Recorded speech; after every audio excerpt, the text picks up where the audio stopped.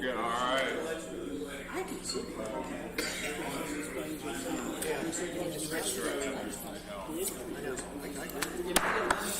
All right.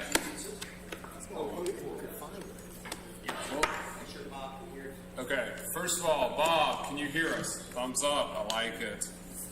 Welcome to the 4:30, a little bit past 4:30, joint work session, Planning Commission Uptown redevelopment. Thank you for being here. I know Bob from City Council's online, Mary's online, and then from Planning Commission. We greatly appreciate you being here. I think it's kind of, everybody's over there. Okay. And then we got the Planning and Coast Department over on to my right, on the left-hand side. So it's all good. We appreciate you being here. But first and foremost, what I will share is that remember that during these work sessions, from a public comment perspective, that there will be an opportunity at City Council meeting at 6:30. You'll have the opportunity then to present any public comments that anybody would like to call in or be here at City Chamber. So keep that in mind. But I'm going to first, well, that was the first thing. The second thing is I'm going to turn it over now to Andy to start the discussion and lead us and set up the parameters and expectations and where we are right now. So. All right, I just wanted to let y'all have a couple things to keep in mind as we go through this today. The process is not about making sure we have enough student housing. This is in response to a strong market force that's raising the cost of land in the city of Clemson. The Uptown redevelopment process is predicated on leveraging market forces to generate the resources needed to create a downtown destination. Student housing has been and is still perceived to be a very lucrative investment opportunity in Clemson. And property owners and developers don't care if we think there is a need for student housing or not. All they really care about is if they think they can sell it. Even if the market exists today, it may not exist 5 to 10 years from now. So we need to make sure what happens here is done in a way that is attractive to multiple market segments so we don't end up with an underutilized project that's not desired by anyone. That includes making sure the public realm amenities in this area can stand the test of time themselves so they continue to support the commercial and non-residential development we would like to see happen in Uptown. Collaboration is going to be the key to coming up with a resilient plan that will remain relevant in any situation. The plan we've presented here for discussion lays out a path for how that can be done. The most important thing we need to agree on tonight is if we want this area to become a downtown destination that takes advantage of our unique geography. Then we need to determine what the non-negotiable development standards are going to be. That is important because being wishy-washy on what we're willing to allow happening in this area can lead to misunderstandings that can cause potential collaborations to fall through. We need to make sure developers know upfront what is possible and what is not going to be possible. And we're not going to be able to figure that all out today, but I'd like to be able to at least have a discussion or start talking about some of the key issues there. All right. Thank you. Can I reiterate a couple things? Hey, here we go. I think Andy said it very well. Collaboration will be the key going forward, coming up with a resilient plan that will remain relevant in any situation. And then he actually stated also the most important thing we need to agree on is if we want this area to become a downtown destination that takes advantage of the unique geography that's presented. Obviously, we all know there's a huge asset right there with the lake that's part of this area. So from this point on, I will let, real quickly, just for everybody's sake, Planning Commission, if y'all don't mind, just tell, I think you know everybody on City Council, but let's make sure we all know each other real quickly. So, you do that, Greg? I'm pointing, I'm sorry, I should not point, it's rude. So, yeah. So, Greg Rice, nice to meet you all, I haven't met already. Okay. John Rowley. Bruce Arnold. Larry Allen. I think we probably accidentally stumbled, but we are actually students over at Clemson University, and so we have a fascinating history of student housing. Appreciate you sharing. And then planning codes, everybody knows. So, really starting the discussion. Yeah, I mean, everybody knows you. So That's a compliment. That's a compliment. I get scrutinized for anything I say, you know.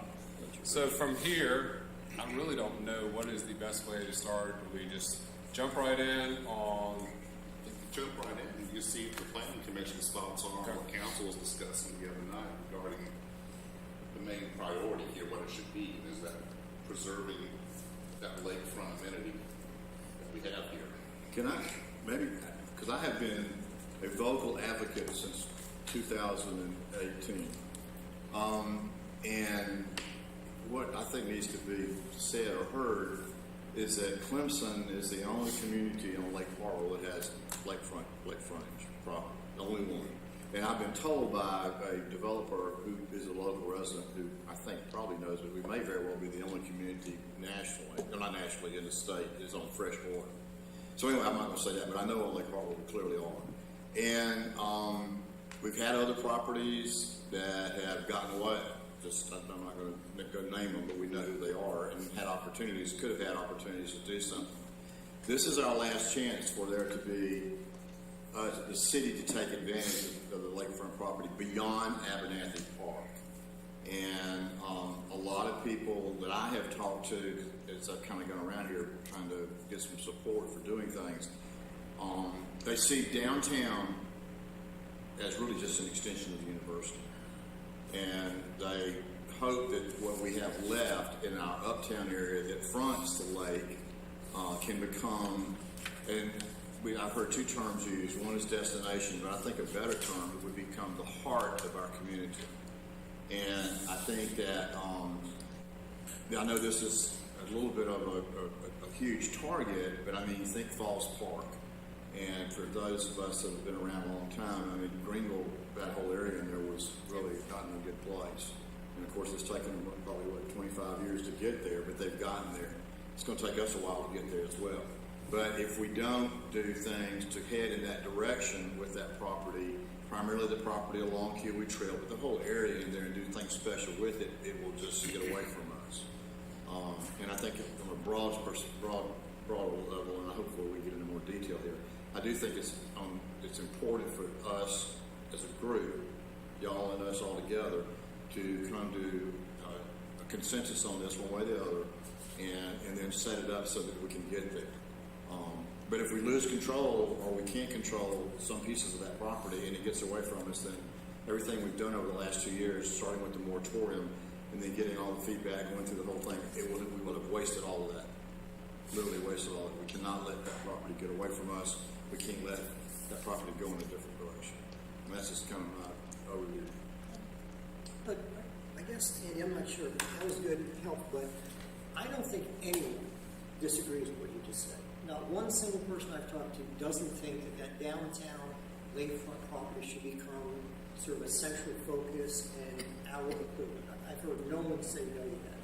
Maybe there's someone here that does, but I don't think that's the issue. I think the issue is then the how. I think the what, yeah, what we want it to be, sure, we want that to be the magnet, we want people to come, but unless I misread the crowd here and everywhere else, I've heard no one, everyone I've heard has said, I think John Fulmer has nailed it. So I don't think that's a question. Now, again, if there is a different perception, I think we do need to hear that tonight, but I've not heard anyone publicly to me espouse that. Well, I realize that, but I mean, we've been having a conversation, and Yeah, I know. everybody else, Yeah, we haven't heard Right. anything from our partners. And I mean, their view. I mean, they clearly, I assume, have heard some of the same things on the street. I don't know, but I mean, I know that Todd said in an executive session we had, we discussed it at length, but we haven't heard from y'all. Yeah, if you don't mind, that way, just from video. Yeah, and Bob will be able to hear, sorry. Okay. Well, just I don't know when the city officially became notified of the 12-mile park takeover, but as far as downtown being the only property we have left, it's not anymore because we have 12-mile park now. Now, granted, that's not downtown, but that's still a city-owned asset. That's the city park. So there actually is two different areas. And my thought with that is, looking at this area, is it's not that I think, like you said, that should become an area, but trying to make it a heart and a goal of a destination is only going to clog up 123, 133, even more. There is no possible way to relieve traffic on that intersection. And forcing more people there as a destination, I don't think is going to help the city.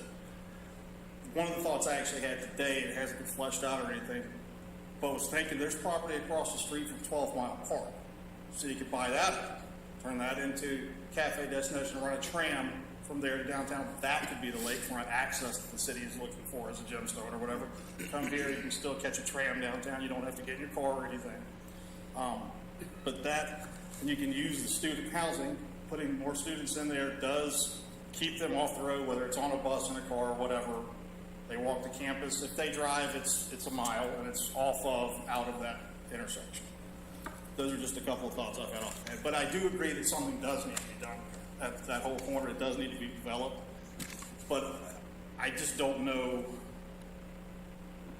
with what I've seen in town, the people that I've talked to, especially with the plans, like I think Plan C was what they indicated you guys' favorite, how many people are going to want to live that close or next door to a big student development. You have a lot of the residential non-student housing planned for there. I don't know how many developers are going to buy it and say I can sell that. Well, I think it depends to me on what else we put there. That's what John's talking about. I think that if there is truly a mix there, then yes, some people will. And remember, it doesn't mean that it's going to be. It is a mix of people, so it can be graduate students, young couples, new faculty members, any number of groups that would go in that multi-family housing that just isn't undergraduate student housing. Oh, yes, I'm very aware, but generally speaking, I mean, I think we'll all agree that graduate students, new professors, people like that may still enjoy it downtown, aren't undergrads. I was an undergrad, I went to grad school, and I still live in town, and I was a different person at all three of those stages. Okay. Is Sorry, it- maybe I misunderstood. No, I was just like, if I were buying a place in town for this non-residential stuff, buying a place, renting a place, or whatever, and I was not an undergrad, from my time when I was a graduate student to the time I live now, I wouldn't want to be next door to the big undergrad development. Well, I get that, but at the end, I mean, the end. I know, and I understand. No, let me, I'd like to finish though, one thing is, I think what we're talking about, there's gonna be some housing components, there have to be some housing components in that triangular piece of property. But I think that you can do something special on the piece that fronts the Abernathy Park. And that's kind of what we're talking about. And I do think that, I hear what you say about the traffic, but I don't think the traffic's gonna impede people coming to it. And I can verify the people that I've talked to that I work with in town, the ones, and granted, it's not hundreds of thousands, but the people I've talked to that don't go downtown is because there are other options available in town without the traffic. Well, I know, but there's really nothing for them to go to downtown right now. Right. You got to evolve. It's the only restaurant that's even close to something that's non-student, and it's now being taken over by students. That's true. But But that's the point. We're not talking about trying to have more pizza and wing and burger places. We're talking about having places that you would find in a place similar to Falls Park or some other places like that, more upscale stuff. Because really, if you think about it, you got just a few out on 123 and then right off of 123, and you got Patrick Square, and that's pretty much it. I agree. But there's Truthfully, one of the things, the greatest thing that ever happened to Pendleton is probably one of the worst things that ever happened to us is Blue Herring moving to Pendleton. 100% agree. Because now Pendleton has become the adult destination for Clemson. 100% agree with that. And I mean, include myself. But and then also Ramcat Alley is the other. But I mean, Pendleton is actually closer to most of the Clemson residents. Easier to get to because guess what? You don't have as much traffic to deal with, as you said. But I still believe that you do it right, and the people will come. Traffic. I'm not disagreeing with that in theory. My point is that there's currently is space to put stuff in downtown to make it a destination. There's nothing there. That's what we're talking That's what we're talking about. about. I'm talking about the empty retail that's there currently without redeveloping uptown in the downtown area. Oh, Like there is space there for restaurants and things and destinations to go in, but people aren't putting them there because people don't want to go there. It's too hard to get to. But it's really truly a student destination. It's a walkable student destination. It has more to do with it, I think, than the other. But that's fine. We can debate this online. Yeah, I mean, I'm not trying to talk the debate, but I don't think, as far as residents, I would venture to say 80, if not 90% of Clemson lives outside of downtown. So whether they're going downtown or uptown, they still have to drive there. So for me, it's whether it's parking in the garage or parking in the new development, it's the same effort to get there. And the effort to get there is the problem, not necessarily what's there. Thank you, John.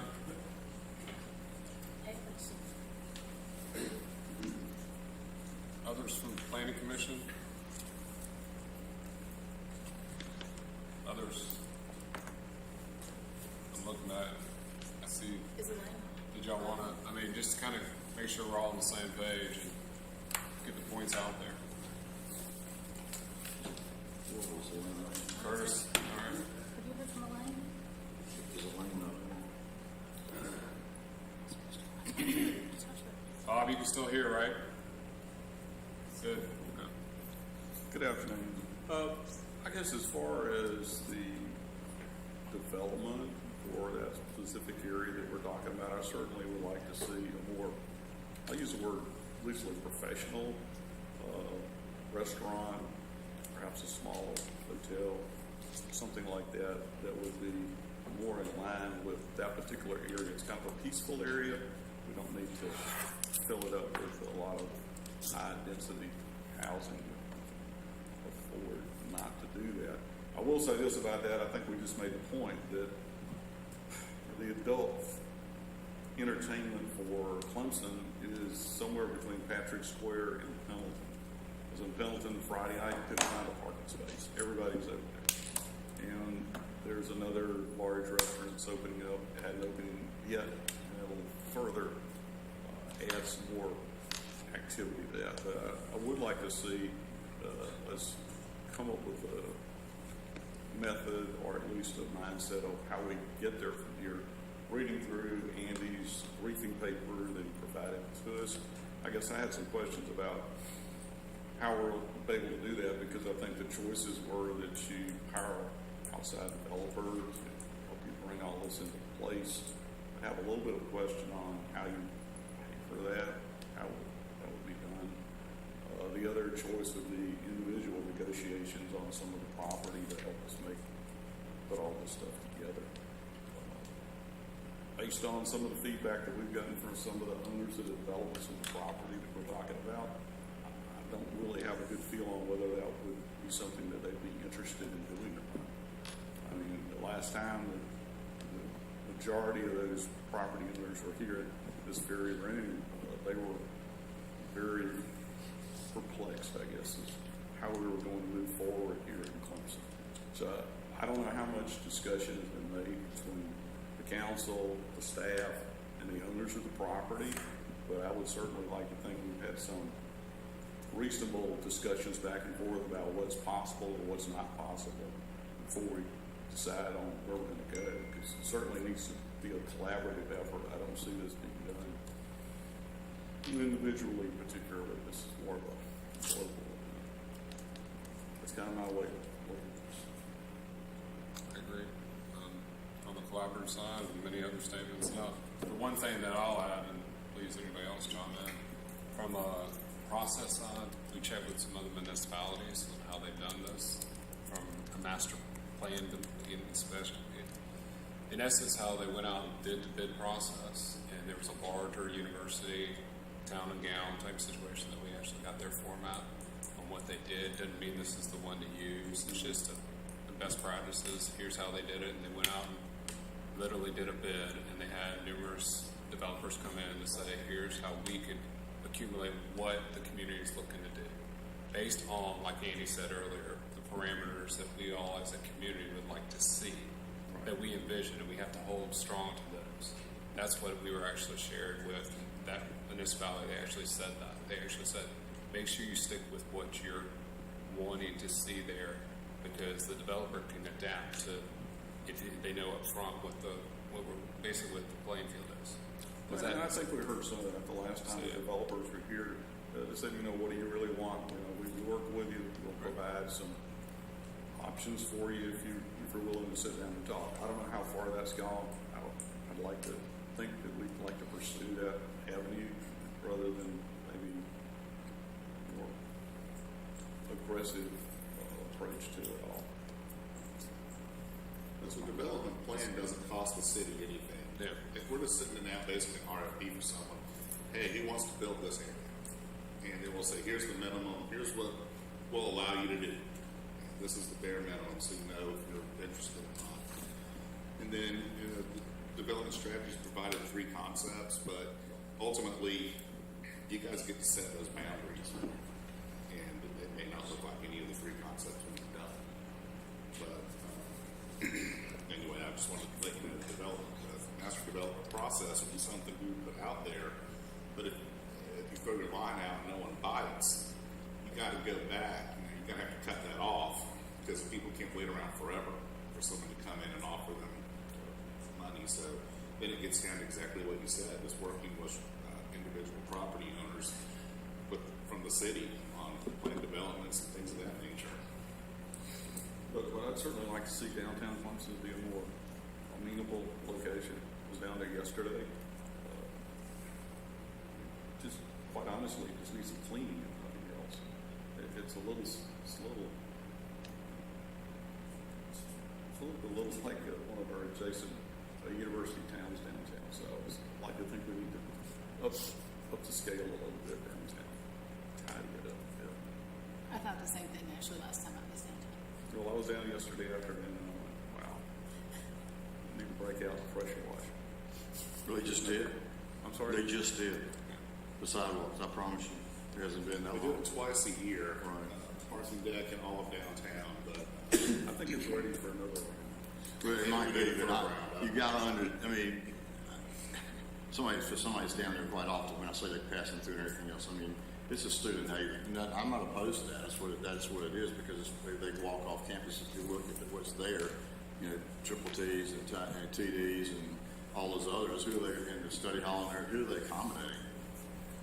That's what's there. I mean, so for us to think that that's to become an adult destination, like I say, other than, you know, Wild was, it still is a good restaurant, but it has become a student restaurant, and I don't blame the students. I mean, it's just a little bit more expensive than the others, but that's just what it's become. And so that's, I guess, the reason that, and I hear what you say, John, about 18 Mile Creek, but at the end of the day, if you want to not do something because you're afraid of the traffic, I think that's, we can agree to disagree on that forever. But I just think that, you know, we do have one opportunity and to do it that way. I mean, one of the things, Andy's laid out a good outline here, but I think we have to get at least some consensus on how we feel about it. But the 5 steps that we need to kind of consider if we want to invite in that developer, like Andy said, that developer would come in and once we kind of give them the guidance or the guidelines, they would, if they're interested, and we feel like they would be interested based on what we're hearing, they would come in and move in that direction. And it would be on them to deal with each of the owners, more so than us. Yeah, and I understand that. I just kind of curious as to how that process would work, since, you know, potentially the property would not necessarily be quite as, I'll use the word, very loosely valuable as it is perhaps right now under the current zoning laws that we already have in place. So it could be some disruption there as far as what the overall value of the property is at the end of the day. It may not be quite what it might have been if you went with a much larger development, because I think we all know that the property values here in Clemson are kind of off the chart right now, to say the least. Have we considered at all a field trip to say go to Tuscaloosa or one of these places that has gone through this? I know that in the past, I know Spartanburg Chamber has gone when they were talking about their big master plan. They went far. They went like to Texas and stuff. But it's just a thought.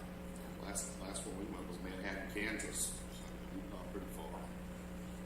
We've done it a few times. I think recently before, not for this particular. Sorry, I've been to Manhattan, Kansas only once. I'm not going back. Well, I mean, I'm just saying we've gone I and know. we've gone It's just a far thought. away. I mean, as we talk about this, that is just a thought in my head of going a couple of places to check it out. That's all. And Curtis, a lot of those signs downtown are contributing to that mucky feel.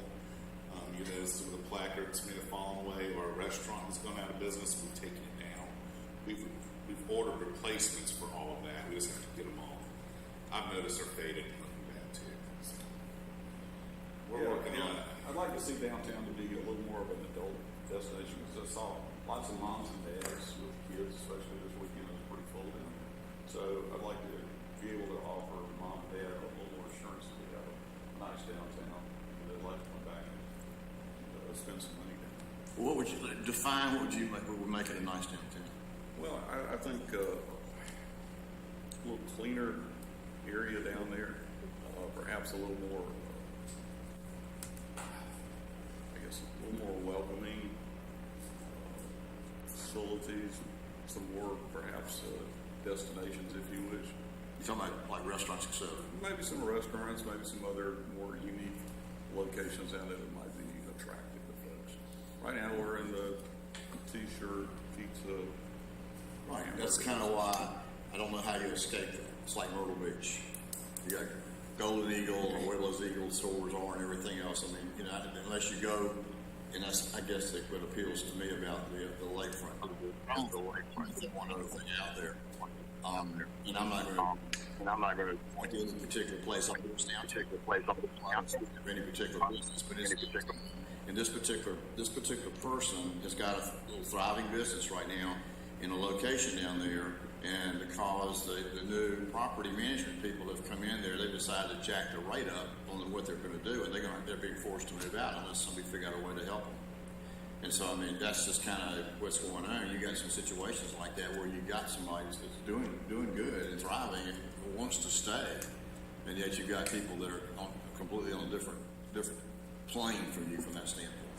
It's shameful, but we've got empty space down there that we need to be able to try to do something with. Yeah, and John, it's all about the I money. know. It's all about the money. It's all about the money. But, you know, and we've had that talk during my time in the bar that trying to encourage folks, and we did have the additional retail space on the lower levels, try to outfit those where it would be such a major expenditure to expand those and make them into a viable alternative for folks and have some basic, I guess, infrastructure put in place so we would be able to easily get to that. But so far, that isn't where we've seen that go. I'm done. Thank you, Curtis. Thank you, That's what Curtis. you're doing. Greg, what's what you Actually, and just so you know, I said at the original, there's a chance to do public comment at any time during our city council and during public session. But this is a work session where it's dedicated to our planning commission members and our city council representatives and planning codes. So I just wanted to give you a heads up. But at 6:30, when we start our regular city council meeting, it's not on the agenda. So during public session, to my left, thankfully, she runs a very efficient public session. So just wanted to let you know that. So, Greg, did you want to come up? Yes.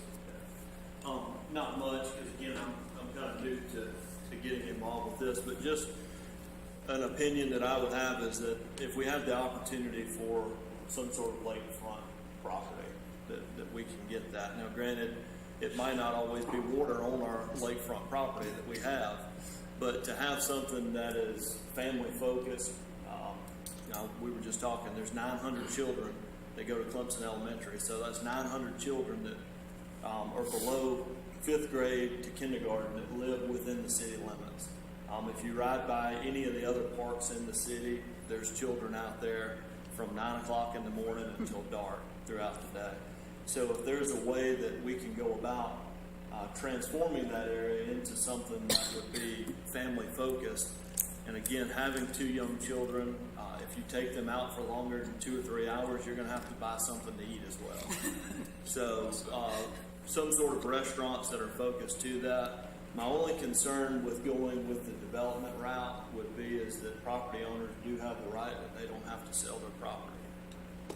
I know everything is for sale for a certain price, but if 1 or 2 properties could throw that entire plan in array, what does that do? Do we have to go back and we've already spent 6 months or a year working on this and have this in place, and then someone says, well, I'm not selling, it doesn't matter how much.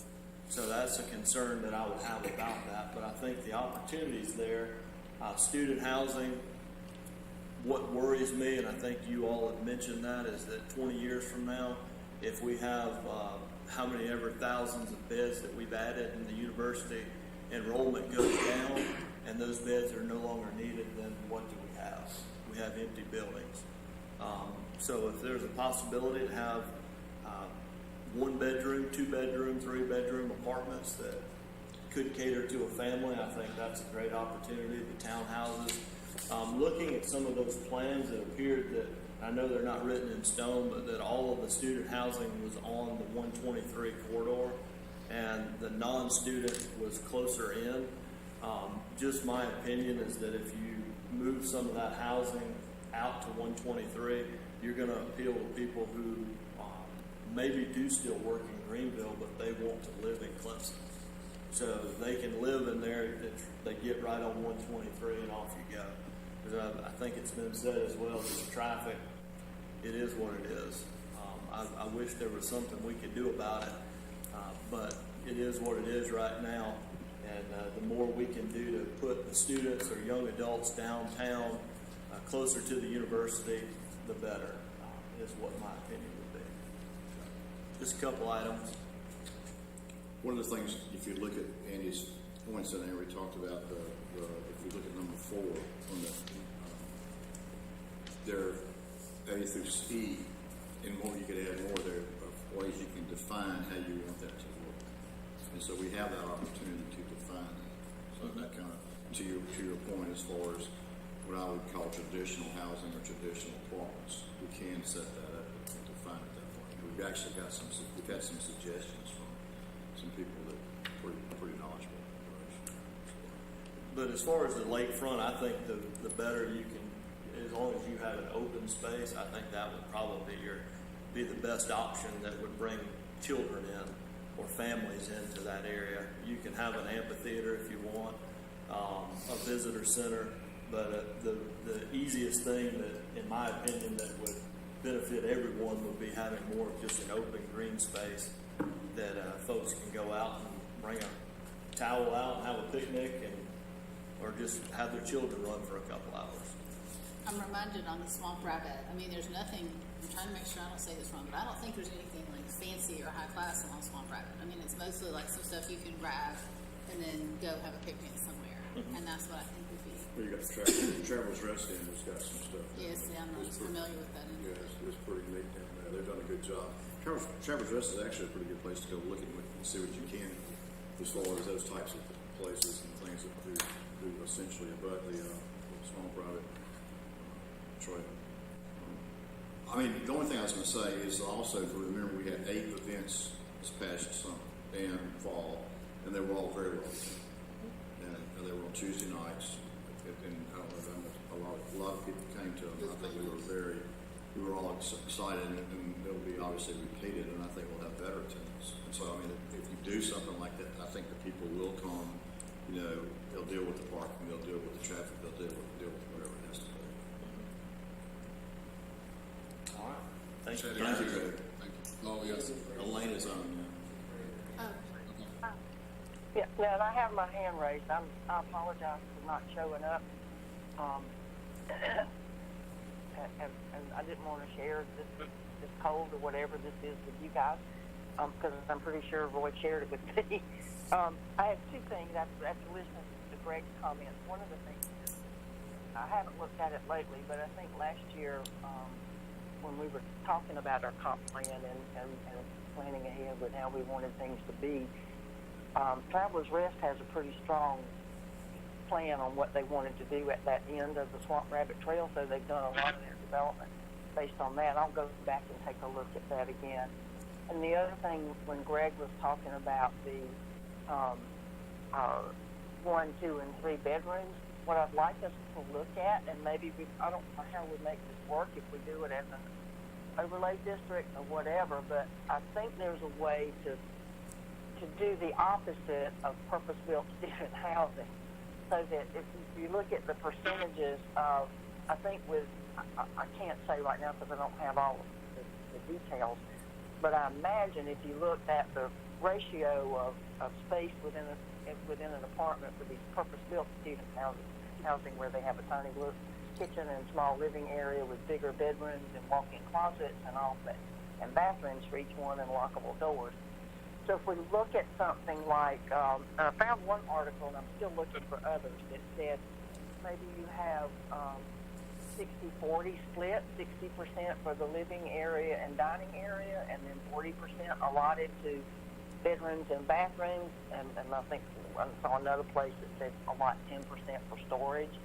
So I think we need to look at those percentages and decide if that's something we want to set up so that it would discourage the purpose-built student housing. There's nothing to say that students couldn't rent an apartment if we built housing in this uptown area, but it wouldn't be specifically built for students. And it would, the thing that concerns me about the way the developers are doing the purpose-built student housing, and that's not what we have in our zoning here, but that's what I'll call it, but is it can't be reconfigured or adapted to be a family home if you've got this 4 lockable bedrooms with their own private bathroom and a little tiny living dining area and kitchen area and not much storage other than the closet for the bedroom.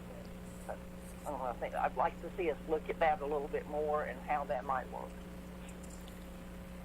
To Elaine's point, Elaine, we did talk to one of Todd's counterparts in Charleston today, and they did say, and she's getting me the paperwork, that they just, how did she say it? In some areas they were able to sort of forbid, I don't like to use that word, but in other areas they were not, where it was not a one-to-one match. You were right. That was written up in some of their planned developments, that you couldn't do a 1-bedroom to 1-bathroom ratio. Well, those are things we can define. Right. I mean, y'all can define it. Larry?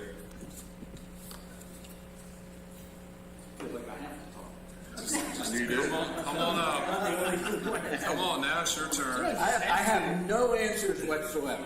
None. But I do have several questions. Andy, I was really pleased to hear what you had to say, and I appreciate that very much. And, you know, this development should not be driven by student housing, okay, or the need for student housing. That's we have to live with it, but that's not totally our responsibility. You know, the university has the primary responsibility for student housing. If we can accommodate them, some, that's great, but we should not take it upon ourselves. And I heard this 2 years ago, that it was the city. I sat in a meeting, I almost blew my stack when I heard it was the city's responsibility to provide student housing. You gotta be kidding me. You know, I'm in an alternative universe here, if that's the case. But anyway, you know, I've lived in 6 university towns. I have never seen the vibrant downtown where you have the mixture of high-rise, comprehensive student housing mixed in with what you consider your vibrant downtown adult-oriented area. Now, that's 6 out of 2,000 university towns, but I haven't seen it. I don't know if, Andy, are we totally hopped into student housing from a financial perspective to be able to do everything else we want to do? Right now, it's been told to us by the consultant that it is probably one of the more lucrative money-generating uses in Clemson right now. Yeah, I mean, it spins off the most surplus. The revenue potential is what makes it possible right. to do this. And the other catalyst areas that were identified are not feasible for student housing. No, they are. They're feasible And as well. so why are we focusing so much student housing in the uptown? Then? That's not our intent. That's what we don't want. That's Well, what it we're looks trying like to it do. is. But you got to John, understand. it looks like it is. Well, I'm gonna let Bob wants to raise his hand, but I don't want him to step on you. But you got to understand, everything you've seen in A, B, and C were really basically they were more from an economic approach. In other words, they wanted to show you what that revenue generation looked like. That was more about that than anything else. I mean, we have an opportunity. We got it with a clean slate. We don't have to abide by either A, B, C, or D, or F, or G, or wherever it is. We have a clean slate. We just have to decide how we're going to get there, number one, and then that's where this master developer needs to come in, you know, if they're interested in doing so, and we need to figure out a way to make that happen. And if they're not interested in doing so, maybe we need to develop it ourselves. But the point of it is that those models, all 3 of them that you saw, were all about the economics. But, and that was probably go ahead. No, I was just going to say, let's let Bob. You want to address this to Larry, your buddy? Larry, buddy, you're an old guy.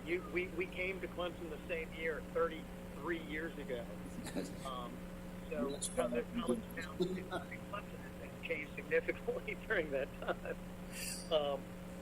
So a couple things I want people to keep in mind here is that, you know, when we just look at this picture on a piece of paper and we're thinking about this as Uptown, understand that there's other things in the plan that will have an effect on this or any other catalyst areas that we still need to be working on and getting done, like working with the university on, you know, investing back in the bus system. So we have a bus system that is convenient and easy to use, and maybe even policies like, hey, students, if you live within 1.5 miles of campus, you don't get a commuter parking pass. The other thing, so we got to think about all of those policies and those items in the plan, that everything works together. We can't look at this as an island unto itself in a one-off, because everything works together. The other thing is, just from a process standpoint, that I don't think anybody's clearly said yet, is that, and this is more for Planning Commission, because I know we talked about it a little bit in council, and not sure if this got to you, but the idea with the master developer is, and putting out an RFP, is that once we lay out kind of the guidelines of what we will allow and not allow, and what's important to us, and what we want the tangible community benefits come out of the project are, you know, that master developer, then they come in and we work on a master plan for this site. And then that master plan, in a way, is like a planned development, and that becomes the zoning for this area. So we have a high degree of control over what happens there. So I'm someone that, I think Elaine and I actually, we had those discussions during Clemson Next, and even started outlining a few things with how do we make these so they are designed and attractive to more than students. But what you see in all three options on this plan is actually true mixed-use development for the first time of what we're seeing in downtown. It has student designed, non-student designed, and office professional in all of those scenarios, as well as, and most importantly, the tangible community benefit of improvements to and highlighting our lakefront opportunity and lakefront park. So there is non-student housing in that area. I still would like to see us have some requirements that make, you know, things that are designed for students to be a little more practical. However, you know, when I hear people say, well, what if Clemson's enrollment goes down?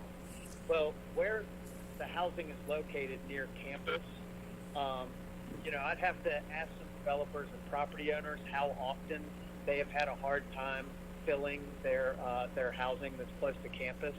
I don't remember ever hearing that.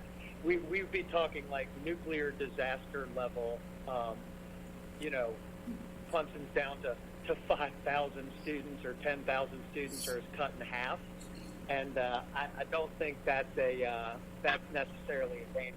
So that ratio doesn't bother me as much. Yes, maybe some further out things may suffer. Maybe that provides other opportunities for redevelopment of some of the existing housing stock that's further away from campus. But having been here a long time also, I do remember when we pushed housing out 93 years ago, then we started getting complaints about traffic on 93 and traffic, and people have gotten used to it as well. So there's benefit there. The other thing about this development in Uptown, two things. One, to respond to Larry. Yes, the other catalyst areas are possible, but this is a catalyst area that has a lot, you know, the others are incredibly more complicated, from an individual property owners, individual units in apartment complexes. Whereas here we've got a smaller number of property owners that it would be easier to work with, either through a master developer or the city, negotiating with those individual property owners.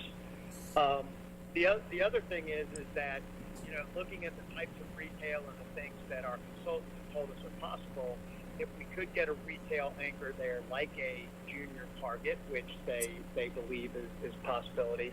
Students that are people living on that site, the idea is you get to your apartment, you've got a great outdoor space on Abernathy Park, you've got restaurants there, and you've also got a junior Target where you can take care of your basic needs and you don't need to be in your car. And we all think about ourselves, well, would I want to live there?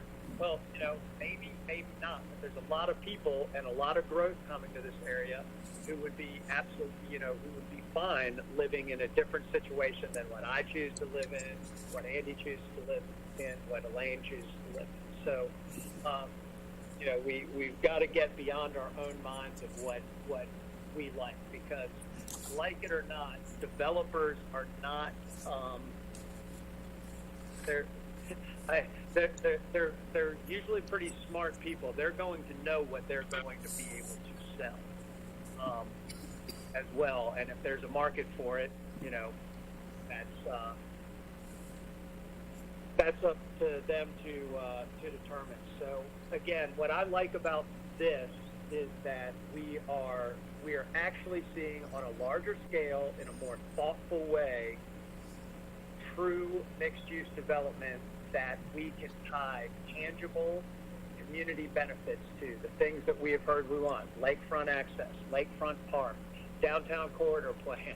The list could go on and on, that this becomes a negotiation with a developer, which we have not been in that situation in the past, where we have a high degree of control and we can achieve a bunch of our goals. So with that, I'll shut up. So let me ask a question about Bob's very last statement, because this is crucial. Thanks, Bob. Do we have a lot of control, or do we not have a lot of control over what happens down there? Because that's a fairly crucial question, because if in fact we don't mean that developers own the land and they can do what they want within the 3-story limit. And I guess I'm asking Barry as much as anyone else. What control? Because this conversation is great, getting repetitive, but great. But the cornerstone of any decision is who controls what happens there. So maybe Art, or maybe Todd, or someone else, or Andy, do we have control? Or do we have to count on the good wishes and the goodwill of the people that own large chunks of land now?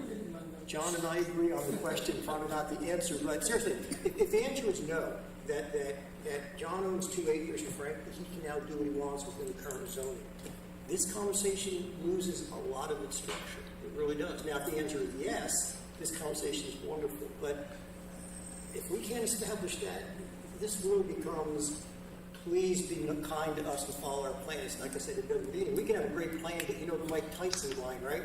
Every plan is great until you get punched.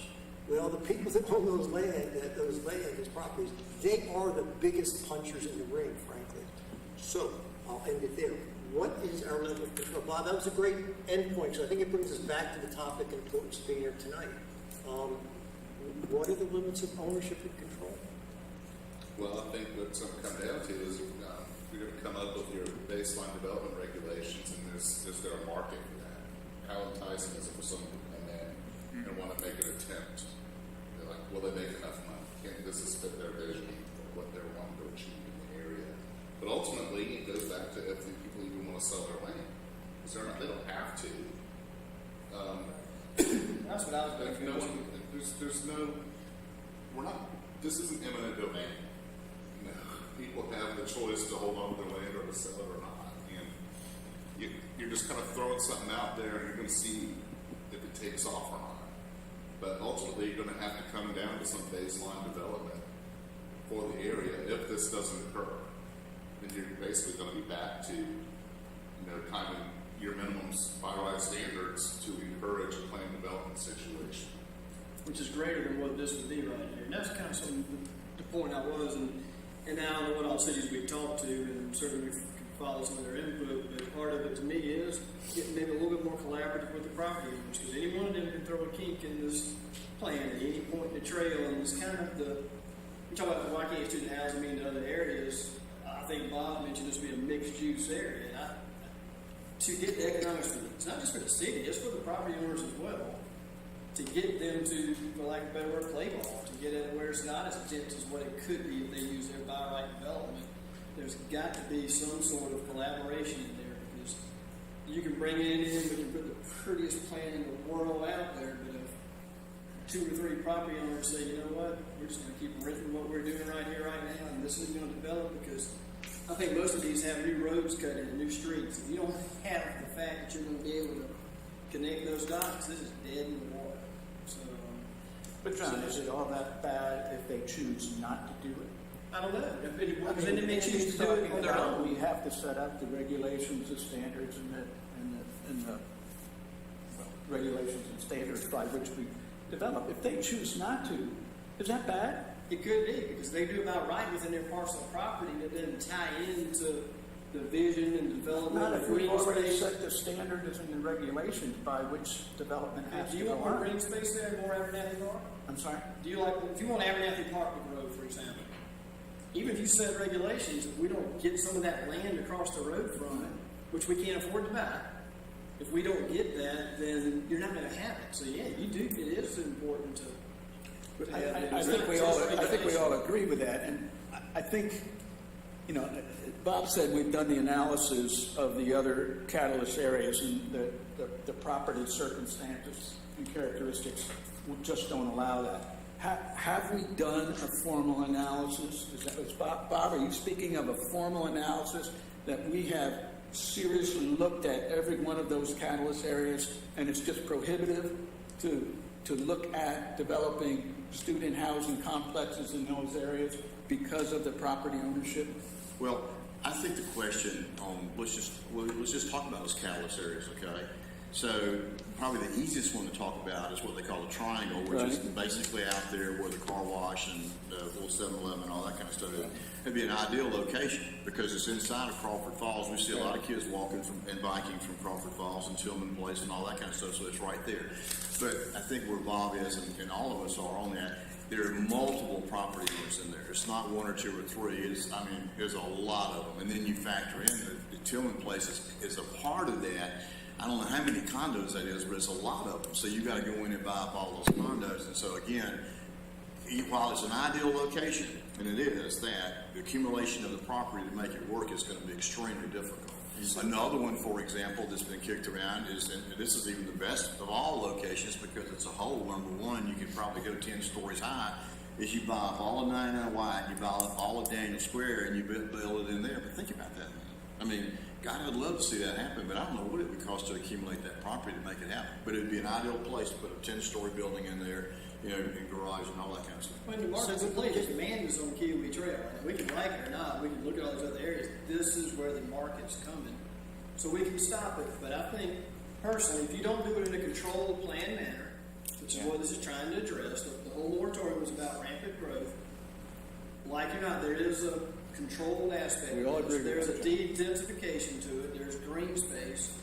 And if we can't do that and just reverse back to by right development, I think it would be the worst thing that happens to the city out of any of the development that's going on. So But let me just ask. But I think we you know, we're doing all this what ifs and what ifs and what offs, and we gotta start taking some steps, and we don't have a lot of time to do it. And so, truthfully, what this is about is the beginning of taking those steps, which is the definitions in here. If you look at the 5 things that Annie's laid out, those are the steps. And so, we've got to come up with the definitions, number 1, and then number 2, we got to put it out in the RFP, and then we'll know. We'll absolutely know whether we got a player or not. So let me just answer. I think we have to start getting factor in the non-emotional group. So I actually contacted Art about how many units are in the triangle area. Thank you, Art. And this is what Art wrote back. As I suspect, there's no easy way to get an exact number from the county website. The assessor groups all owners in Crawford fall units together, so it takes some work to separate out only the portion south side of Kelly. But excluding the Crawford Falls completely, these 52 separate properties inside Kelly Road and the area around the store and car wash map of the sample areas attached. Of course, a number of owners do have multiple properties. A significant number of properties are units in Fort Hill Commons. So what Art's telling me is there are, including the Fort Hill Commons, and multiple owners who will be counted. The same owner owning multiple properties will be counted multiple times, I think, if I read this right. There are 52 of those things. Now, I don't know if Crawford Falls was part of the plan for trying to adopt. Let's assume that that's 20 or 30. Let's assume that's 20 or 30 units. I'm making that number up, but if it's 20, that leaves 32 properties that are only in that triangle area. Maybe not by different people. Right? I know the Rapokas family owns several of those units, but so that's a number. And I think we need to keep looking at real numbers. But according to Mark's report, I'm guessing some extensive research went into this. It's 52 separate properties inside Kelly Road and the area surrounding the store and car wash. But that includes Fort Hill Commons. Excluding Tillman Place. But it does not include Tillman Place. Yeah. I'm looking at Art to make sure. There's no way. And it doesn't include Crawford Falls. The 52 does not include. It does include Tillman Place? That's what the assessor's report showed. Then there are only 52 owners within Tillman Place? 52 separate properties inside Kelly Road and around the car wash. Showed the map. Yeah, I didn't bring that map. Well, that's fine. I mean, but okay, that's fine. Well, my point being, I think it's a good question that I already asked, that if we're going to start making these decisions, I think we need to make sure that we're adding, when we have data, that data is part of it. I mean, the emotional part of this is important. That's going to be driving a lot of public opinion input. But the data part of this is crucial, right? So when someone says to me, well, if we build there, it's $14 million, I'm going to ask, prove it. If someone says to me there are fewer homes here than there, I'm going to say, prove it. Because at the end of the day, that's what we're going to be asked from other people. So, again, I think we need a continuous discussion. I like the idea that we come up with some acceptable parameters, let's say, for this area in terms of height and space and density and those kind of things. But I think the answer to my question is, by the way, we don't have control over large parts of this. At that point, we have to start talking to people who do have control. But I think we do need to make sure that whatever it is, we have a firm database to support why we're doing A instead of B, as opposed to, we're pretty sure that there are more homes here that Todd has to handle. Let me just finish it And out. Art got this back to me within 3 or 4 hours, so thank you, Art, for doing this. It was good. I do agree, and my point with asking the question about have we done a formal analysis, it backs up what Fran just said. I think whatever decisions we make, we have to have the evidence to support it. We just can't, God, it's going to make money. It's going to make money. I've heard that 1,000 times. It's going to make money. Guess what? It didn't make money. We have to have the evidence. It's about our best guess, but we need to do it as thoroughly as we can possibly do it before we make those decisions. I'll just give you a thought that I don't think it's a good idea to have the mixture of development that we're talking about in the uptown and have it be as successful as we want it to be. I think we have to seriously consider the type of development that we want. If we want this to be an attractive, vibrant, adult-oriented area, I think we've got to rethink, not saying no student housing, but student housing cannot have a dominant position in that area if we want a viable, adult-oriented area. And I'm nervous with what I see there, and I don't know how many beds we're talking about. I don't, it looks like a heck of a lot of beds, and we're going to bring, and John, I agree, we're not going to solve the problem on 123, but let's minimize the increase of the problem on 123. And, it scares the heck out of me, and I got to go across there every day, as a lot of us do, get across 123, and I'm just sitting there tonight trying to come here. We've got to really seriously look at some of these things. And, economics, absolutely. We've got to consider economics, but we've got to consider all the other factors that go into citizens of Clemson defining this place as a quality place to live. Okay. I mean, it goes back to this. You can't sit there and just say no student housing. You can't say that. But I mean, so that's kind of where I guess I'm trying to get us to go to, is that we can define, at least at this point in time, height, density, green space, apartment configuration, or the resident. I don't want to use the apartment. I think it's more the resident configuration Because I would like to think some of them are condos or whatever the case may be, are individually owned versus they're owned by whatever. So I mean, I think you can define that without saying what you want to say. So that becomes where I think Catherine maybe was going a few minutes ago, as far as the percent of common space versus the percent of bedroom space. Because right now, as we know, for student purpose housing, there's hardly any common space. So I think that's how you define that. So that's how, I still go back to this document here that Andy's put together. We've got, in my opinion, we've only got a few weeks. We've only got 6 or 8 weeks to kind of get to this point where we get that RFP out there, and the definitions that we need to come up with, which really are going to start with y'all.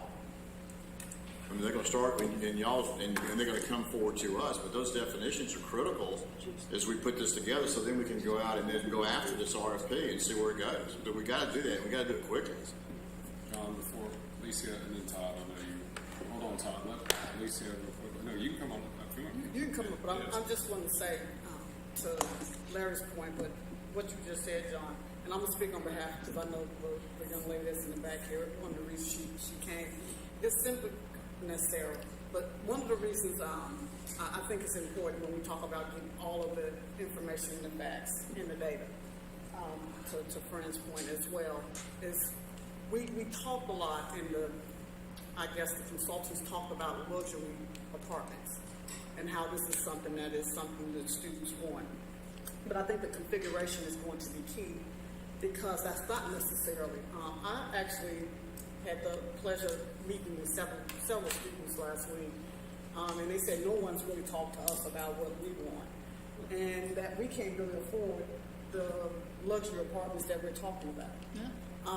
And they're looking at possibly, just like with our affordable housing concepts, our workforce housing concepts, they would love the rent to be less than $800 or $600 if possible. But what has been the cost, more your upperclassmen, is pushing them out further away because they can't afford the luxury apartments that we talked about. So I think it's important, as we talk about the standards and what we want to put, if we want to have the vibrant uptown, is we're forgetting that we say that this is student, and that's one of the reasons that the economic portion of it. But if you really truly understand what some students, because it's creating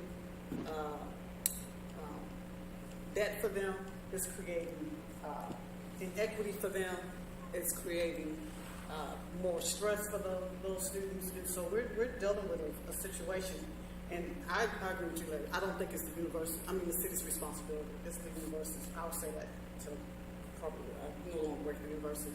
But it's not our responsibility. However, if that's something we're going to consider, then we need to think about it being affordable too for our students, and not necessarily depend on the fact that, they can afford these luxury apartments that the consultants talk to us about.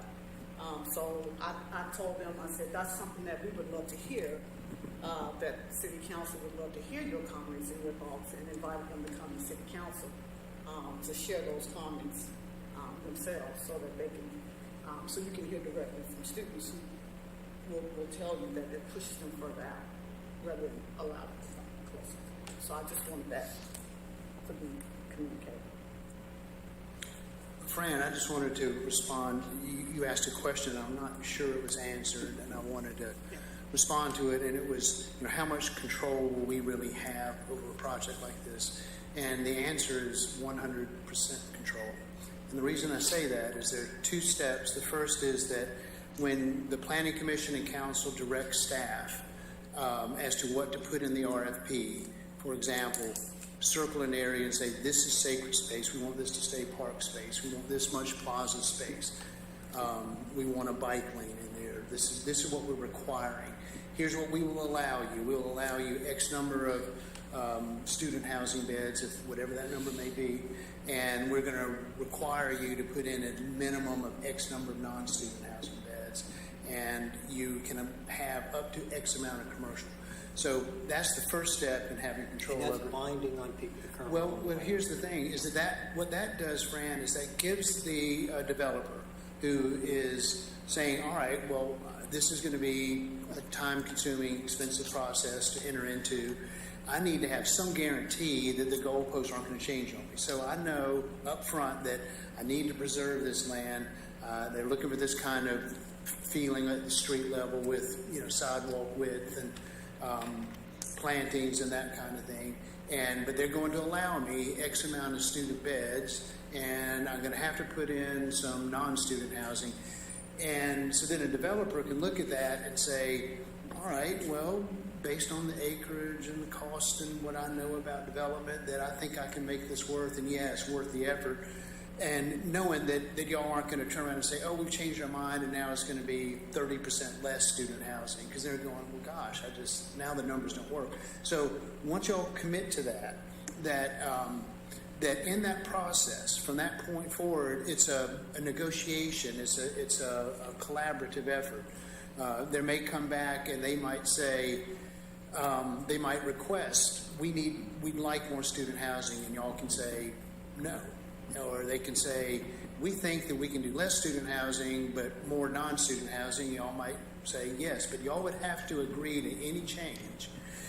But here's where the ultimate control lies, is that at the end of the day, when they come to you with the plan development, the only way it gets passed and enacted is if council votes it in.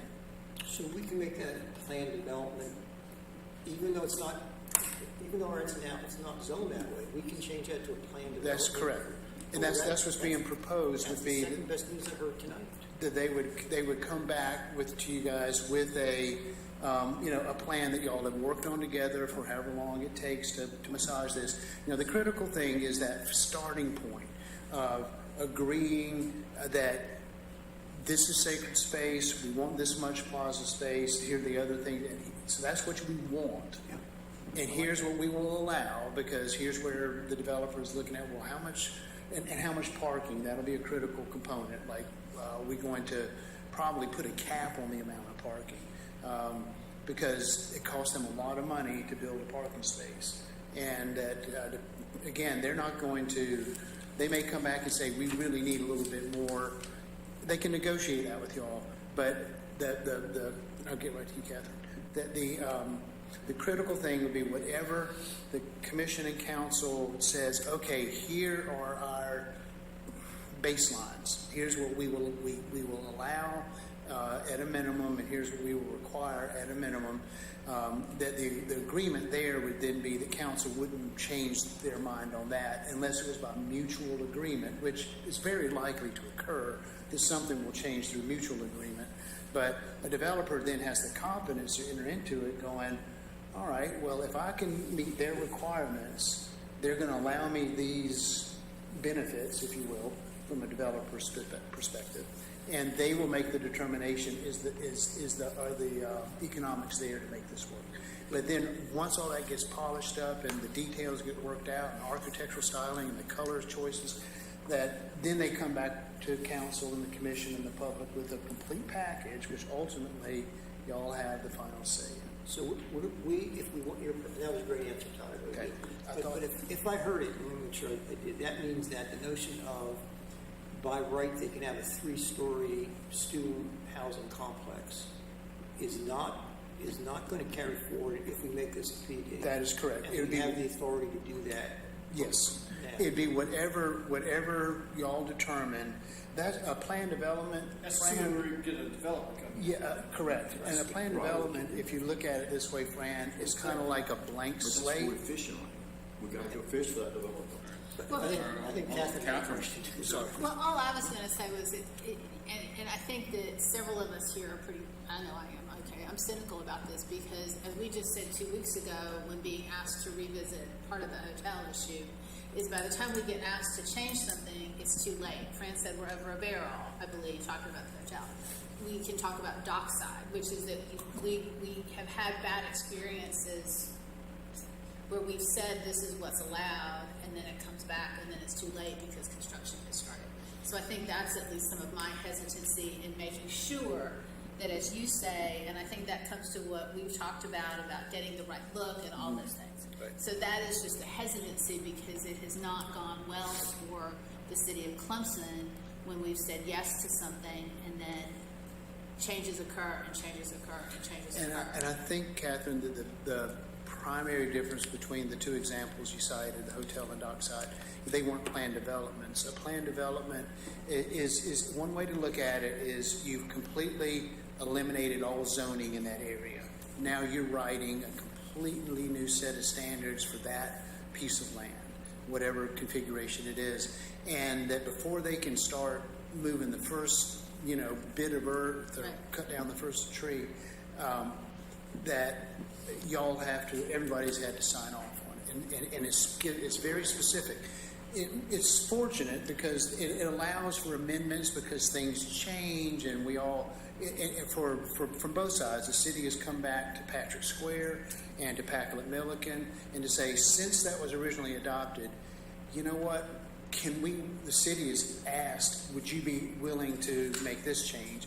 And they've come to us and said, you know what, things have changed a little bit, can we do this? And we've always worked it out. I don't think there's been one request between Packlet Milliken and Patrick Square that we didn't work out as a community. I understand. I'm just saying that we've had our noses bruised on more than one occasion because of dealing with some of the developers. So I appreciate that, and I agree with Fran. If this is really the planned development, then yeah, that's very specific. And that would be proposed. This would be a planned development. Thank you, Tony. Elaine, you have your hand raised. Yeah, excuse me. Excuse me. I just wanted to ask you, if everybody think about this for a second. If we look at the Uptown and considering where they are, don't think about how to put the property together, don't think about how many property owners there are or whatever. Which one of those if we want to add some more student housing, which one of those locations would be the best one? I'm concerned that we have a bunch of mixed-use buildings already in place, and the mixed-use part's not working. So I think if we look at something a little bit different for Uptown, where we put housing in it, but the housing, it won't prohibit students from renting it, but we're going to set it up so that it's more amenable to families or more professional people or new faculty or new staff or whatever, that we provide that for them. And then they're the ones who would support the businesses that you put around it. I mean, I look at a bagel shop. I thought that was going to be a great addition, and they put it in the basement. I mean, not the basement, in the mixed-use part of Grand Mart, and it's already closed. It didn't make it. So I'm worried about if we focus on so much student housing in this, we're going to end up with the same thing that we already have. I think we really need to think about what's best for Clemson and our citizens, and not so much how feasible it is at this point, and then we can figure out how to make it work.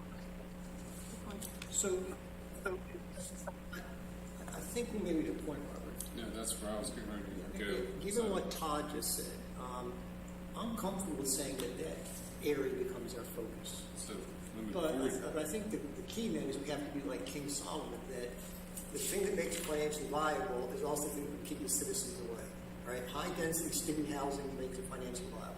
I think high-density student housing keeps non-students away. It's like I've been at Penn State, I've been at Cornell, I've been at Illinois. It's just not a good mix. Like it or not, that's the reality. Now, I like what Elaine said, if we're allowed to do this, I would see it not being called high-density student housing. I see it being called just housing that a family can live in, 2 or 3 grad students can live in. It's not defined that. And if that's within our authority to say, this housing is not going to be high density, which I think is happening as soon as you have 4 bedrooms independent, you can charge for each one. I think that's what David Allison talks about. But anyway, so if we have the option of deciding on that type of housing, including high density, 4-bedroom each independent unit is not the way we want to go. I think we might have the authority to do that ahead of time. I'm comfortable with committing that area, that we look for the best way to sort of do the King Solomon that is financially viable, but also beneficial for all of our residents. And I think that was the starting point. Perfect. But we've got to. Go ahead. Lowell. I'll shut up. Okay. All right, you got Bob and Joe. No. All right. Let me just keep it going from what Fran just said. All right, so keep it on track. Goes back to that question. I'm gonna look at planning commission. We have 3 here, we have 1 on the line. I know Greg had to leave. Can we agree that the development occurring in Uptown should be protected and enhance the lakefront opportunity we create a destination for our downtown? And I'm seeing some head nods. Parameters is Todd. Right. Seeing head nods. This is Elaine. I say yes. Thumbs up, thumbs up. Okay, sure. Is that a half thumb? Okay, sure. I'm trying to kind of keep it going here. You see where I'm going. So from a city council perspective, I pretty much know, but I don't need to really, but I'll kind of look around and kind of head nod. Y'all feel like this is the direction. So we have determined Uptown. Next, can we agree on one of the 4 scenarios as a starting point? I don't think we can get there, for me personally. So, yes. Slight modification to C, so I might find appealing. Just looking at it, it jumped out at me visually. Like I was with the separation of the student housing and the non-student housing. We've already got dedicated student housing downtown. And the way this works is it puts the non-student housing in the middle of 2 dedicated sections. If we were to take this plan and kind of flip it, where you move dedicated student housing closer to the downtown area, which is part of town we all agree it's going to be for them anyway, and this 2 part is going to be for the non-student housing. Then that moves that student housing out, and if you did the commercial stuff kind of as a row in the middle, you'd have a natural buffer and divider. So that might make, and I know the developer may come up with their own plan, but to me, that makes this plan more appealing. It seems like an easier sell. But those plans were again just hypotheticals. Yeah. Well, that's my point, but he says it's a starting point. And that's what I'm saying is for me, as a starting point like this, I don't see this as very appealing because I've got high density students on both sides. There's, I've got people walking to downtown, walking back, walking out to Target, walking back. I've got a lot of foot traffic going on if I'm living in this area. And I know I'm not everybody. But if you take these and move these, put the commercial in the middle of me as a resident, all I've got to deal with is 123 behind me is a beautiful lake right next to me. All that other foot traffic is down past me. I don't have it coming and going past my building. But again, I think we all have to understand, we can agree on one of the plans, but the truth of the matter of it is, the person that's going to determine that plan is that master developer. Yeah, I mean, the reality of it is, Within the limits we set up. within the limits of what we said, in the fact that, first of all, there's the fact that we want to see, we should protect and enhance the lakefront opportunity. We've all agreed to that, although you were kind of like that. Yeah. But I think everybody else kind of agreed to that. All right, that's the first thing.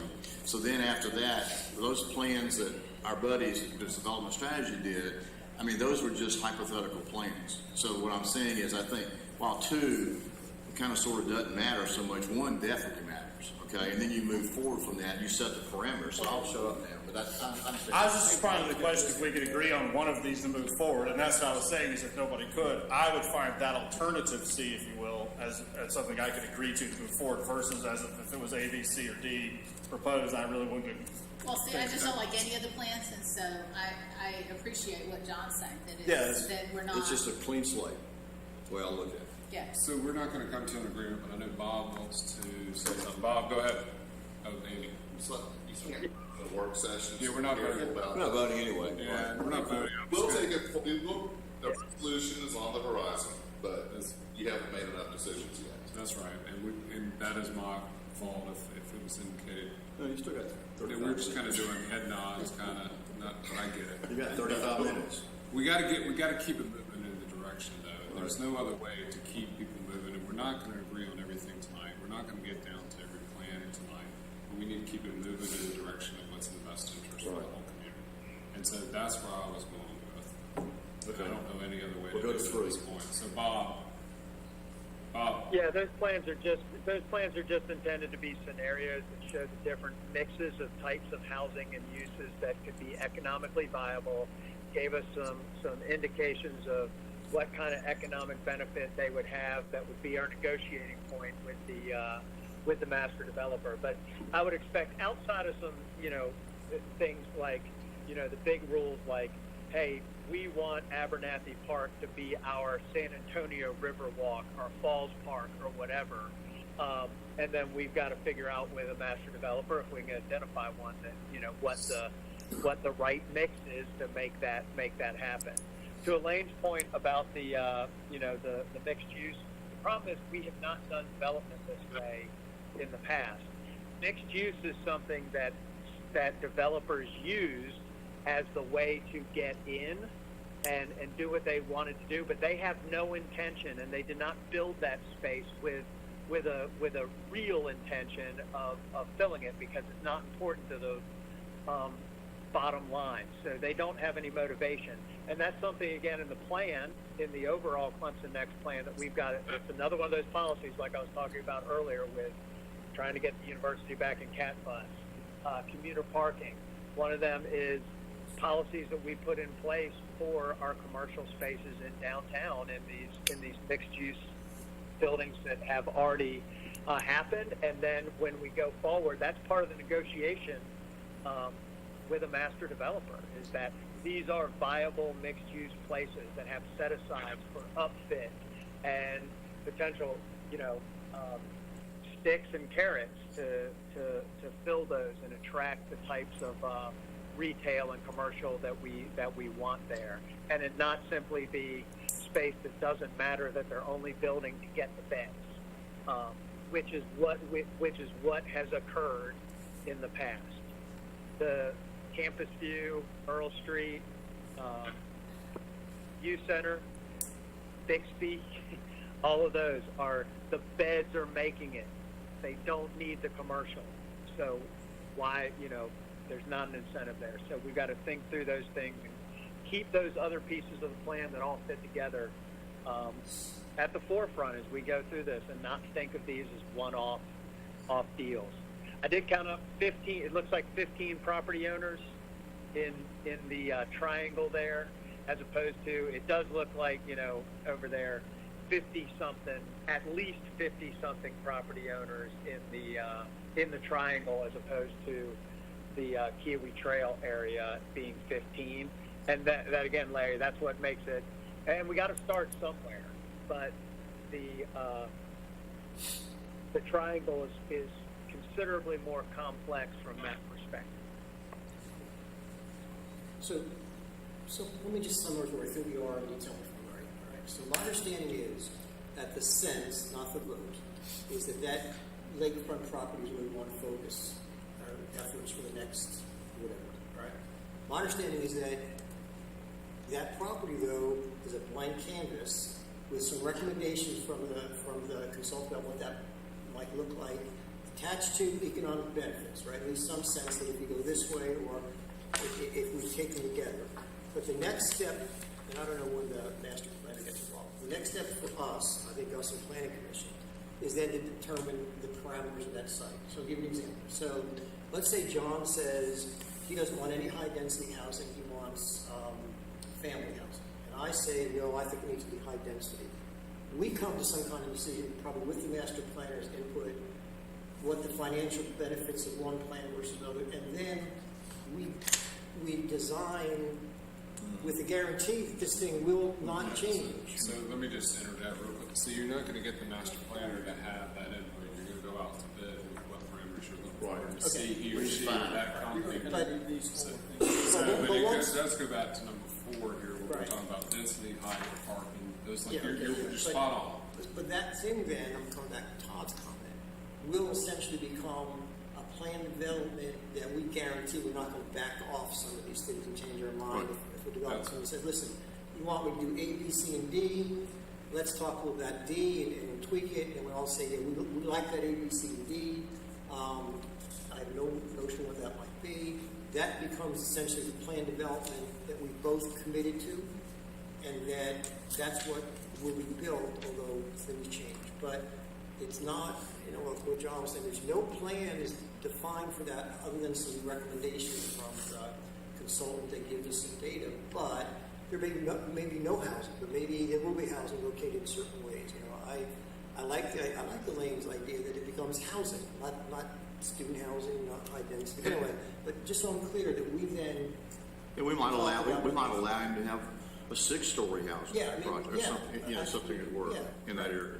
So the point of it is, though, I guess to get to the end, which I think Robert's trying to do too. Number 4 is the charge that needs to be given to the Planning Commission, and they need to start it and bring it back to us. At the end of the day, we got to determine the density, the height, what we'll allow there, so the developer has some reasonable means, all the while keeping in mind that what we put out has to be workable, because we do not own a single piece Right, of this right, property. right. So while we may control what we would allow on there through it, I just say that because I do feel like sometimes we get a little bit lost in that we want this much of this type of house and this much of this type of house and this much green space. We don't want any of it, so I just say that.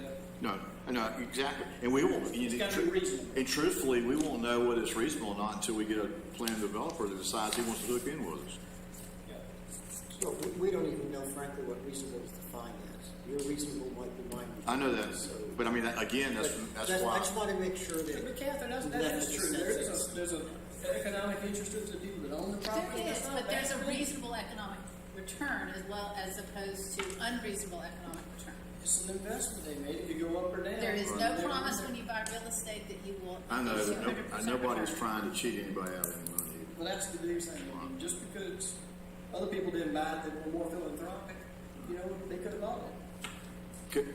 But I think as we do this process, right, we will get input, listen to everybody, the homeowners, the residents, the citizens, student groups.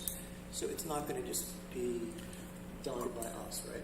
So I think everybody should have that opportunity and part of our deliberation. should be So that. I'm gonna go now, to keep it moving, Todd. Do you mind coming on up? So you're on. Based on, since we can't vote in work session, trying to get some consensus, out voting, but which direction to help you at your next planning commission meeting. I know Art's actually involved as well, not actually technically, either one of you could have come up, so I apologize. So why don't you elaborate based on what Fran just said? I think the next steps to advance this, the first would be, I'm hearing that maybe there may not be a consensus, I know we're not voting, on which of the scenarios seems to be the closest mix to what people want. There may be an alternative approach, is that I believe all the scenarios have the same border, the same. 14.4 acres, I think. Say again, please. Isn't it right to 14.4 acres? Yes, and that it shows, I think, from the Tiger Sports Shop to Pixie and Bill's, and then going all the way down to Keating Trail on both sides of College, and College all the way down to Riggs. That if council, at its next meeting where they can vote on this, could determine the boundaries, then the next step would be to determine what I would consider the 5 most critical things. Sacred space, whether that's park, land, open space, plazas, whatever you want to call it. What's the maximum or the minimum number of non-student units that you would require? You could do it by beds, but probably units might work better for non-student. The number of student housing, if any, that you would allow, and then the amount of parking that you would allow.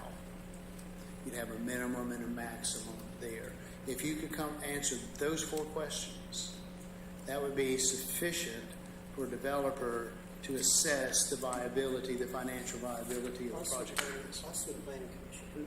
Who should answer those first? Us or PC? Well, ultimately, I would imagine that Andy we'd feel better for council to have agreed to it, because if y'all don't agree to it, then, unless you wanted to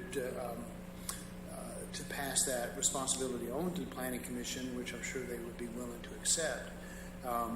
But since ultimately y'all are going to have to be the ones to back it in a resolution, because there'll have to be some kind of resolution more than, no, we're comfortable with this number.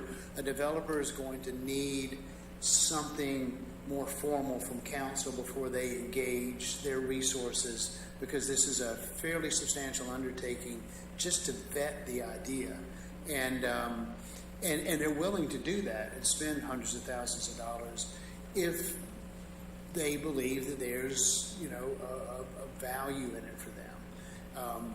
So however we get to those numbers, and I would think that one option could be for the planning commission to present council with a baseline set of numbers. They meet next Monday night. It's not on their agenda. Y'all could place it on their agenda to come back to you for the March 21st meeting with a set of numbers that you all can respond to and begin that debate, because until we have those handful of numbers identified, we can't really move forward.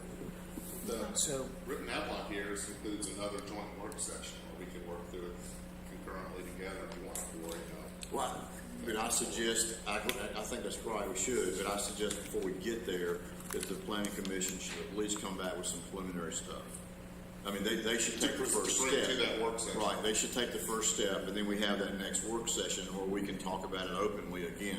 But I mean, I'm not trying to, but I think that, you know, it's probably better suited for y'all to have that conversation in one of your meetings than us to try to have that conversation in one of our meetings. Now, the only question I got on this whole thing that bothers me a little bit in number 5, if you look at that last part there, would be, it almost appears that we, as we go through this master developer planning period, that we essentially go back into another moratorium, do we not? You're going to have to put some kind of restrictions on there, because if, like Mr. Crowley suggested, someone came in and built something in the middle, it could significantly impact. Okay, I just want to make certain, because I mean, so this becomes another pending ordinance? It would have you need to determine how long you want to allow the master developer plan to materialize in, like I say, a year, 6 to 8 months, a year, and then that will be basically a moratorium on certain types of development for that time period. And then you don't want it to go on forever, because you have to cut it off, so you have to allow enough time for it to take place. But while all this is happening, we're doing more work. We're looking at the catalyst areas. We're also going to be looking at what happens if we don't get a master developer involved, so that we don't have to sit there starting on day one and try to think about it. We put the next plan into place. Bob's got his hand up. No, thanks. Bob? Sorry if I missed it. Did you have on your list, as far as, the 4 or 5 things, architectural and character standards? No, I don't, Bob. Not at the RFP level. It's critical, but that. I think I think it is critical that we have something in there if we're going to be looking at a different character and architectural standard, because that is going to have an effect on construction prices that could be. Absolutely. Yeah. So I'd like us to put some thought into that. I guess the question. As someone called it recently, plastic student housing as opposed to, brick is going to be a significant difference. So I'd like to see us have some architecture and character, the lane that we would like to stay in, not a hard and fast. And I think that's what we're thinking about with all of this. There's a lane that we want to stay in. Some bumpers there on the sides, and not be like it must be this, or this. It needs to be, we will accept this, somewhere in this range of the number of beds, with a proportion of them being non-student focused or student focused, and those kind of things. So we're setting up lanes, and I think the architectural standards and character standards are extremely important. I agree they're important, Bob. What I'm trying to do is figure out how to get you to where you want to be, to develop a set of architectural standards for a development that has not been determined, to not knowing what is going to be allowed, what size, what height building, what, there's a lot of this. Well, we're going to have things about, we could have lanes developed for heights and those kind of things as well. So if density, the amount of open space, and a number of things along those lines. And again, even if it's just a mention of that, architectural and character standards will be important there, because at the back end, you can kill projects with architectural standards. And that's why if there's not some idea, that's going to make a developer, a potential master developer, nervous. on the front end. Let me take that under consideration and try to help Planning Commission and Council come back with verbiage that will address your concerns, Bob, but not bog us down into Right. the details of material limitations and fenestration ratios and all that and articulation. But I think that there's a way to, I like what you said, to put that in, put that in the RFP to let them know we're going to be expecting a high standard of architectural work here, and that when we get into, in the event that a developer says, I can work within these parameters, and I know I can't do the cheapest form of construction because we've added that, clause in that architecture. And then when they come to us, and actually leading up to that time, we can begin to take a look at where there are perceived deficiencies or opportunities in our AR standards. What do we want to add and tweak, and be ready to, at some point we'll have to give them something concrete to go by, or else there could be an awful lot of time and give and take and say, do you like this? No. Do you like this? Versus trying to give them some direction, whether it's to excluding certain things or by requiring certain things. But for the purposes of the RFP and to get the ball rolling, and as Andy mentioned, 6 to 8 months, no later than that, we're going to know. We may not have signed a contract, but we're going to know whether or not this concept is going to fly. Because it's not going to take long for a handful of developers to come in here, and if they're all saying, yeah, me first, or if they're going, I just don't see it, we're going to kind of have a sense pretty soon. And then at that point, as Andy said, we move on to, we haven't been idle. We're already looking at the other catalyst areas, but then we can also be looking at, all right, well, this concept, despite reasonable and best efforts for Uptown, this approach is not seemingly going to work. What can we do for that? And then pair back to Plan B. So to keep Just like something that John asked you there. So are we protected right now from that property? So if a developer comes to you tomorrow and says, I want to build they can build 3-story buildings, they can That's do that. correct. They So have the right. We don't have any protection. They can come as a 3-story or a PD right now. Correct. Because we let them do, we got rid Right, of the they have two options. We gave them, initially it was a PD only, and we gave them a buy right, which we should. So we may end up in a position here with Dockside, where it ends up being grandfathered in because there's nothing to Right. I mean, I think that the thought was the 3-story would at least maybe put a little bit of the brakes on. What's the reason to get the buy-in from the property owners on the front end of this as we're going into it and having some parameters that, again, everybody's definition of reasonable is different, where they can see a chance for success from their end as well, and then I'll tell you, you get a lot of it buy-in. would have been comforting, frankly, if we had kept the PD requirement. Do I know? I think it would have been more comforting had we kept the PD requirement.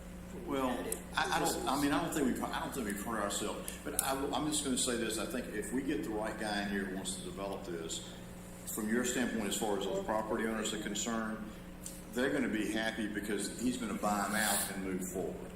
I agree. Right. So That's the whole deal. Right keep a lot of these things in mind where it's got to be right So if I'm- guy or male, female. I'm sorry. Company. So, It's gonna Mayor, It's going to buy. So let me just keep it going. It is almost 6:15. We have city council in literally 15 minutes. Todd, are you comfortable putting? Let me just. Yeah, real tell me quickly what the say, plan I'm not is. going to tell you what to do. I'm just going to suggest it to keep us moving forward. It was good discussion for Planning Commission. Thank you for being here. Thank you to be online. Also, I'm glad City Council and thank you, Hallie, Todd, and Andy for putting a lot of this thought behind it. I know that y'all did a lot behind the scenes to put a lot of this together. The next step, based on all this discussion, which is good, is to have the parameters discussion on the agenda for Planning Commission next week. we can't, Elaine, I would make the request that she amend the agenda. But to focus on density, height, parking, minimum amount of space, you're gonna talk about the architectural in some capacity, not necessarily on the parameters, but to talk about it in a, you're gonna reconsider that, like you were saying, that Bob brought up. But these key would set to identify that we're willing to leverage to advance key community priorities. And that's the focus next week. Come back to city council to do that. And maybe, But, So- this gets back to your point, I would urge you not to let the architectural get in the way of the other five, Right. in the sense that we wait for that to be No, done. that was just still to be out there. Like, and Todd said he's gonna reconsider how to present But that. maybe the architectural can continue to evolve. If the conversation goes too long on that, my fear is we're now into the April meeting if we don't do one. Focus on density, height, parking, minimum amount of I think it's space. your response, it's what you said. Okay. and then my thought would be, as I've heard mentioned, and this might be a path forward, would be that instead of me presenting the outcome of the Planning Commission discussion, which is a tall order for the 14th, because that's a big chunk of information and content to deliver. But we'll begin working immediately to try to prepare the commission for that conversation. But perhaps on the 21st, that the Planning Commission present to y'all in a work session before the council meeting. So then y'all can hear that.